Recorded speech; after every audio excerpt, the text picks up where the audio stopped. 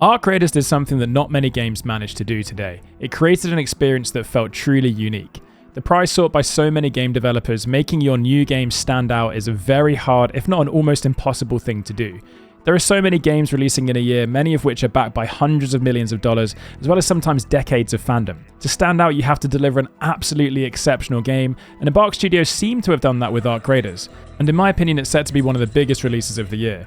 The fact that you can say that with some confidence, based solely on a playtest, indicates just how impressed I was with the game. It seems to be a trend recently that the games that bring a whole new IP and a new world, and where that doesn't feel inauthentic and it actually works, this is usually something that's developed these days by smaller companies, much smaller budgets, and recent blockbuster games, they've often felt quite tired or repetitive, and when those big companies try to bring new worlds and things, they often don't hit the same. I think we often confuse this with genres themselves feeling tired. When a new big company makes a new game, it doesn't quite hit, for example, like a new battle royale or an extraction shooter that doesn't work, we often think that that genre itself is kind of over. I've even thought before that maybe it's just me, maybe I'm too old to enjoy this type of game anymore, maybe I just don't get the appeal and I've aged out of it. From my perspective, the staleness of a lot of releases is more a case that games that get too big get stagnant and less innovative. This is often for good reason. Large companies with massive payrolls and shareholders, they feel a pressure to deliver a safe bet. They focus on what they know works with a little sprinkle of something new. Making a safe bet is something you can't really blame these companies for either. Faced with the decision to build something new that you aren't sure will do well versus delivering a new version of the same product that has already sold millions of copies, you'd probably pick the latter given the choice. Often those safe bets, although they don't offer anything particularly new or push a genre forward, they do still sell well and do satisfy a core audience of players to the tune of hundreds of millions of dollars in sales. In some sense, smaller studios like Embark Studios are free from that pressure that a long-standing IP has. They're completely free to innovate, and in fact, often the only thing that they can do to stand out is innovate. They didn't pitch their game as a game like any other game, but instead offered something new in the extraction genre. There are of course similarities in the gameplay loop to other extraction games, but there is so much that sets it apart and really does feel unique. I was fortunate enough to get early access to the game in a preview event, as well as access to the playtest a few months ago, which, full disclosure, did include a sponsored video, but I just can't wait to play Arc Raiders again, and I wanted to make another video outlining why. I know for a fact that Embark Studios developers watch my videos, so I thought it would be nice to send some love to Embark and outline the things I loved about the game. There are a few gameplay mechanics that were particularly impressive. For those that don't remember or maybe didn't see the game when the playtest was live, Arc Raiders is an extraction shooter where players drop in either solo or in teams of up to 3 players, and can then either search for loot, fight other players to take their loot, complete missions, survive, and then extract via a hatch or an extraction lift. It's pretty standard stuff for an extraction shooter. However, while doing this, you have to avoid the arc that's flying, crawling, rolling, or in some cases leaping all over the map. You can go stealthily or you can try and fight them all. And once extracted, you go back to Speranza, a subterranean city where there are traders and workshops to upgrade your stuff and get new quests. Now, there are some awesome features that make Arc Raiders so unique. The first was that when a real player gets downed, they let off a flare. This gives you information to either push towards or avoid, and players can also take these flares into the game and let them off to use as decoys or set an ambush. I'm not sure if it's the only game that's done this, and I might be wrong in saying this, but that is something that I don't think I've experienced in a game before, and seeing those flares go up was exciting every time. Small touches like this go such a long way to add atmosphere. Say you're sneaking around a map trying to avoid other players, and then all of a sudden a flare goes shooting off into the sky. It all adds to the feel of the game. I also had a great time trolling teammates by setting off loads of flares at key moments when I felt they were taking things far too seriously. In fact, I did develop quite a strong reputation for this during the playtest, for either better or worse. Secondly, the thing that really sets Arc Raiders apart in my mind is the quality and variety of the Arc enemies themselves all around the map. There were a lot of different types of them, all of which had different strengths and weaknesses. Firstly, on the ground you had ticks, these little spider things that remind me a lot of the Flood in Halo. There were rollbots and fireballs, stationary sentry turrets overlooking key areas, adding stakes to moving around the map.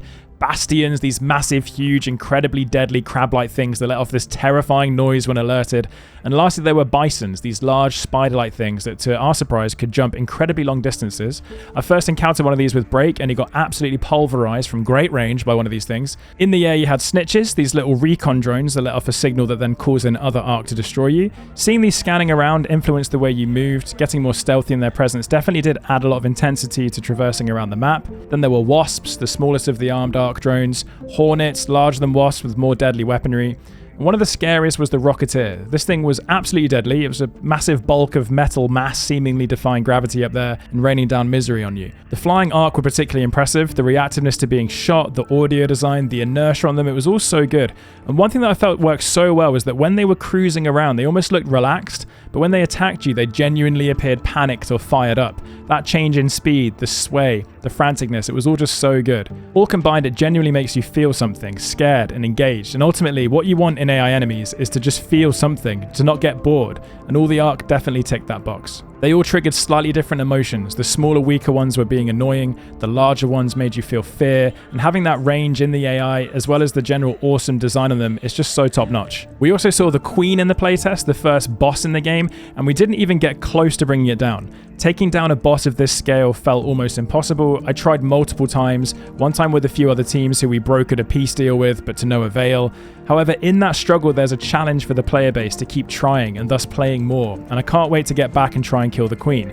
Presumably there are other bosses in the pipeline too. New bosses could be a great way to keep this live service interesting, presenting new challenges to the player base in every season. The fact that this game started as a purely PvE cooperative shooter and then moved to a PvPvE meant that the AI enemies feel of extremely high quality. It's just my theory, but in order for a PvE game to feel impactful, the AI enemies have to be incredibly good. I think about games like Helldivers 2, the enemies must be really compelling, and I don't know this for a fact, but it feels like this might explain why the enemies are so good in this game.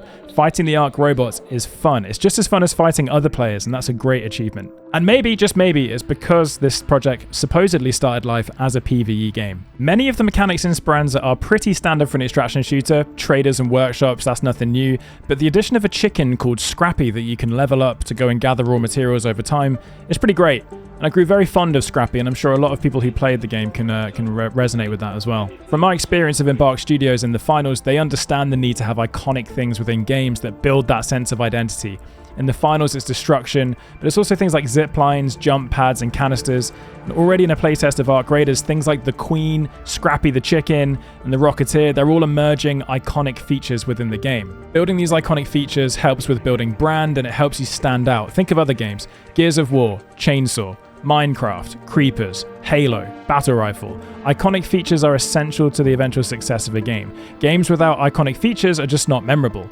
This is one of the things that really helps Ark Raiders stand out in a saturated market. There were lots of things that felt unique to the game, and you can tell that over time certain enemies and bosses will become iconic things associated with Ark Raiders. A bit like how when you think of Elden Ring, you remember the bosses. One of the most impressive things that help make all of the above really pop is the visuals. Now, I'm not sure how many of the Embark Studios devs working on this game are ex-DICE and therefore ex-Star Wars Battlefront, but the way the light looked, it really did remind me of the contrast and vibrance of it all. It sort of reminded me of running around in Battlefront 1 and Battlefront 2, which are two of the best looking games in my opinion that were just so ahead of their time. The different attention to detail and all the dynamic weather and different times of day available on each map, it was all just so impressive, and it really did add such a good amount of variety and made all the different environments feel very unique in all the different formats, and it just worked very, very well. The visuals also on the playable characters were really good. The level of detail and all the different things that the characters carry around, their weapons, the inertia of all those things, the shaking, is something small but something really important. The fact that you don't notice that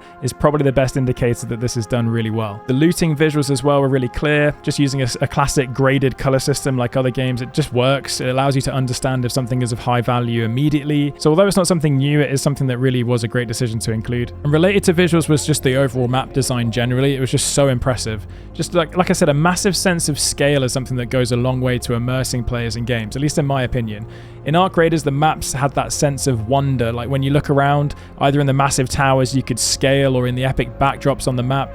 Even though we only played 3 maps, was it Buried City, Spaceport, and Dam Battlegrounds, they were all so good in the amount of variety they had. They all played slightly differently, the size was different, the verticality was different, and each run felt very fresh. The sound design within this game is so impressive. The music, the enemies, the overall soundscape, it was just all so good. Embark Studios are building a serious reputation for incredible sound design. The Finals, for example, has some incredible music and sounds that go so far to build a sense of identity and immersion within the game, and Ark Raiders is no exception here. I mean, just listen to some of these clips.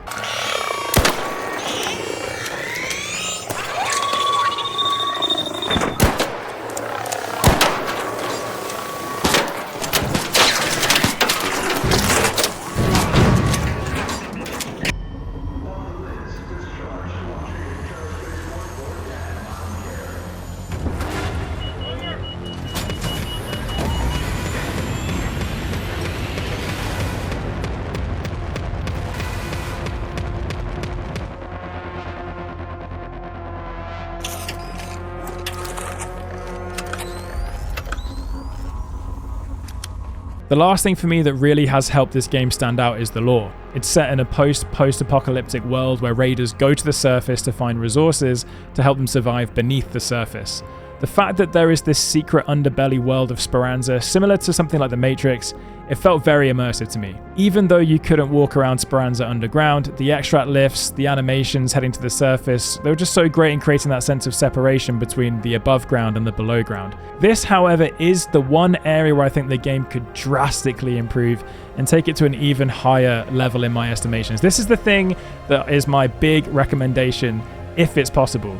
I just think that if you could actually walk around Speranza and see other players, walk up to traders, and just be generally immersed in Speranza, the underground area, it would just go so far to being way more immersed in the experience. Sometimes it's a little bit immersion breaking that you go from this incredible, beautiful, 3D amazing world to just like a few menu screens. I know that now there is some kind of like animation of your workshop, of the kind of areas that you have down there, but I just think it would be so nice if you could actually, I don't know if it was a social area, maybe like a Destiny where you could navigate it yourself and spend time there in a more social setting. I think that could be such a cool thing for the game. But thinking about this further, maybe I'm wrong, because the fact that the only explorable world is above ground, it does create the sense of separation between the two, and it adds a feeling of intensity to trips to the surface. They feel more real then, because it's the only sort of 3D explorable area is above ground. So perhaps every time you go back to the surface, it's as if you're being brought to life each time you go back up. I've been meaning to make this video for a very long time. I don't often do talking point videos, but I just really wanted to send some love to Embark Studios. It's just so impressive what they've done with Arc Raiders. It's so creative,